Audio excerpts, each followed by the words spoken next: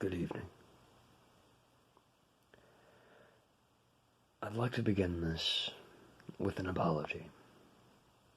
This story is incomplete. I don't have a laptop.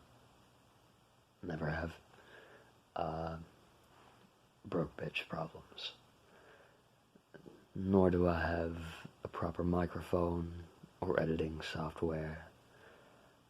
I'm attempting to do this in one take, on very limited memory. That being said, and as I believe I've just mentioned, the story is incomplete. There is more to come, but I have a lot of research I have to do first. So, timer's ticking, memory's wasting away, so let's get to it, shall we? If ever there were a worse fate than that which befell the DiMarco family, it would truly be too horrendous, too gruesome to be told, and too fantastical to be believed. They were an odd bunch, the five of them. Eclectic and reclusive, little was known about them, and, as is to be expected in a small town, rumors began to spread. Robert was a known substance abuser, and his drug-induced delirium often led to violent outbursts and psychotic ramblings about horrendous beings from beyond the pale bent on devouring all of civilization. His wife, Linda, was a paranoid schizophrenic. She had spent much of her youth studying the occult, a fact that earned her the ire of much of the township. And then there were the children. Robert Jr., or RJ as he was more commonly known, was the eldest. At the tender age of 7, he was disconcertingly large, easily as tall as a man thrice his age. Gaunt and whip-like, nobody wanted to be around him. He looked like a corpse, and spoke in ragged breaths, whispers akin to a death rattle. His eyes shone with fear and fury in equal measure. Then there was Alice, a horrifying little devil child. By the age of 5, there was little question that she would grow to commit unspeakable atrocities. Perhaps equally as disturbing as the child's bloodlust, she was possessed of incredible intelligence and a constant hunger for knowledge. If she wasn't wrapped up in her studies, she was employing that knowledge by laying traps and performing vivisections on any ensnared fauna, from squirrels to house pets to, allegedly, an elk. I personally would love to write that off as hearsay, but I've seen what that girl was capable of even before everything happened. Finally, there was Wesley. Little Wesley was but a babe when all this happened, maybe 6 months old. We didn't know to fear that one until it was far too late. Nobody can really say how all this started, but I theorized the wheels of this infernal machine began to turn the day Robert and Linda met. As the story goes, at least to the best of my memory, it was about 9 years ago. She was trying to get into college, wanted to study the various religions of the world, but her applications were all denied. I'm not sure why exactly. She was always intelligent, at least that's what people say. I can't personally attest to that, as she only spoke a handful of intelligible words in the few years I've lived here, and the even fewer times I'd seen her in person. She usually just babbled nonsensical syllables, strings of vowels and consonants, interspersed with pained, fearful shrieks that could shake the foundations of a fortress. But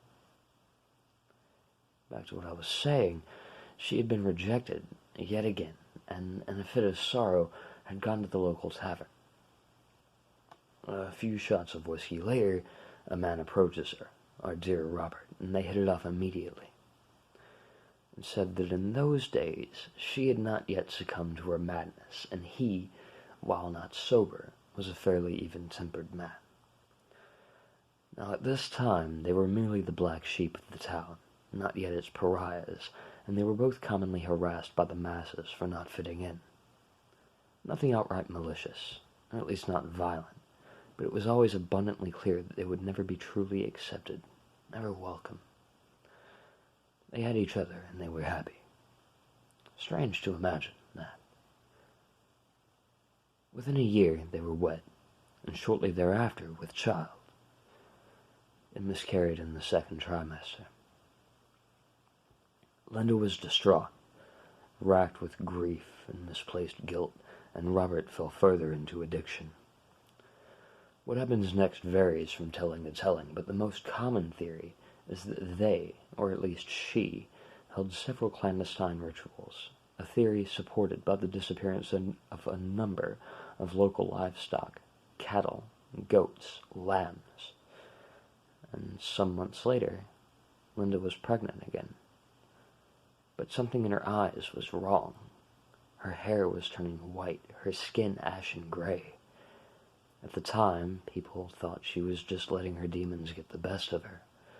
But now we know that the truth, whatever that may be, was far more terrifying. I personally wonder if she made some pact to get her lost child back from the abyss. This is where things get a bit harder to pin down. See, after RJ was born, our little hamlet was hit with a terrible flood.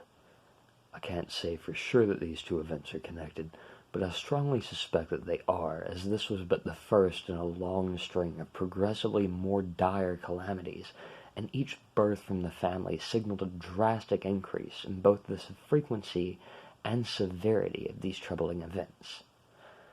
Now, that being said, these calamitous happenings weren't exactly a regular thing, at least not until right before, well, you'll see. Sometimes it would be months without the slightest cause for alarm, but inevitably we would be hit by a twister or a swarm of some pest or another. One time there was a massive earthquake. Leveled half the town, that one did. I moved in somewhere between the swarm of locusts and the quake. Nobody warned me of the recent events that had been plaguing this small village, but everyone seemed nice enough, if more than a little wary of outsiders. That's small-town life for you, I guess. So, I mentioned the earthquake leveled half the town. Now, I don't mean that one side of the village was laid waste while the other remained untouched, nor do I mean that roughly 50% of everything was destroyed at random. This earthquake had multiple epicenters, each one, as I would later find out, directly under the home of someone who had been unkind to Robert and Linda.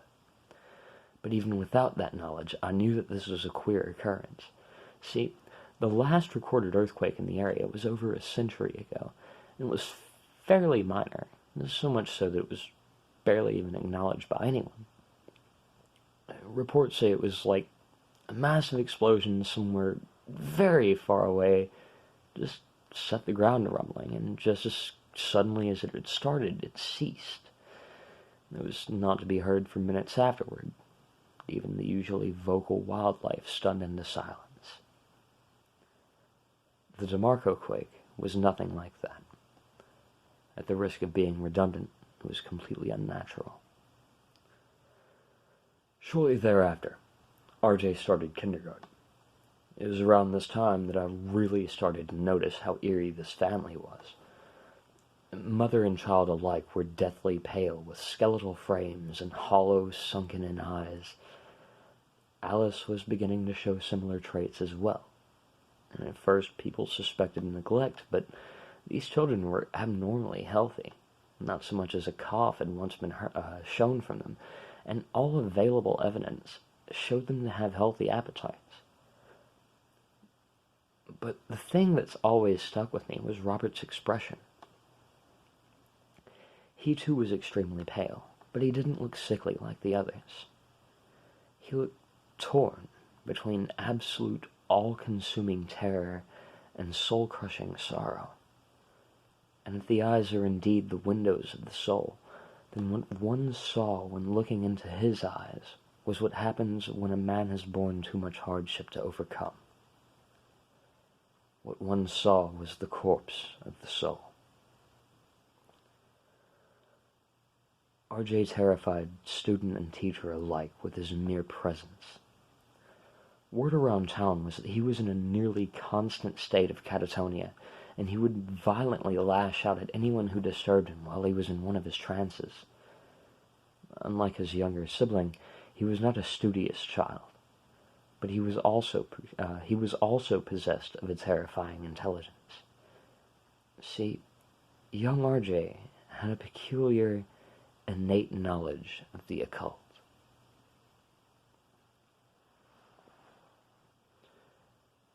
And I'm afraid that's all that I've written thus far. But don't worry.